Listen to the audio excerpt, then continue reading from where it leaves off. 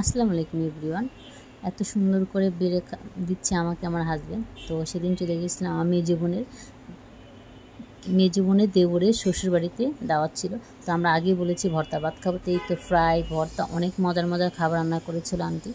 অনেক মজা ছিল, ভর্তা দিয়ে আমি খাচ্ছি, সাথে ফ্রাইটাও অনেক মজা ছিল, সব মিলে খুব ভালোই ছিল খাবারটা।